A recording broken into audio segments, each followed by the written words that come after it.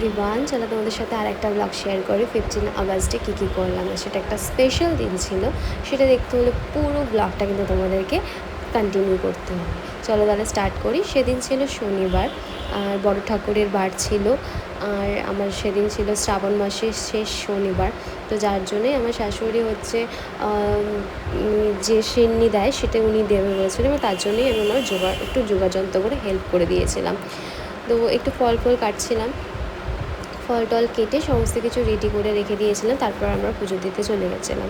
তো এই দিনটা স্পেশাল কারণ হচ্ছে এই স্পেশাল দিন যেহেতু একটা স্বাধীনতা দিবস তো আছেই, সেটা তো সব ভারতবর্ষ মানুষদের কাছে প্রিয়। বাট আর একটা স্পেশাল দিন আছে, সেটা আমাদের কাছে স্পেশাল।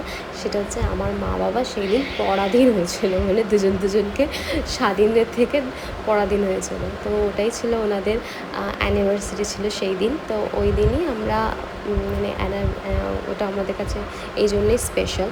তো যাই হোক, সকাল সকাল আমি সমস্ত কিছু রেডি করে দিয়েছিলাম, এবং আমাদের পুজো দেওয়া হয়ে গেছিলো প্রায় 2:30 মধ্যে হয়ে গেছিলো। তো আমি মায়ের বাড়ি যাবো 3টের দিকে, ওখানে গিয়ে আমাদের প্রোগ্রাম ছিল। তো আমি গেছিলাম এবং ওখানে দেখেছিলাম যে আমার মামি সব রেডি করে দিয়েছিলো, রান্নাবান্না সব করা হয়ে গিয়েছিলো, যার জন্য আর আমাকে সেরকম কিছু করতে হয়নি। তো সেই একটু রেডি সন্ধেবেলায় আমি আর বাপ্পা যেমন যাই কোনো অকেশনে ঘুরতে যাও না তা কখনো হয়। তো আমরা একটু গিয়েছিলাম প্রিন্সেপঘাট, যেখানে একটু ন্যাকামো হচ্ছিলো। আর এই তো সারাদিন গল্প করতে ব্যস্ত থাকে ফোনে, আমার সাথে ঘুরে কম গল্প করে বেশি।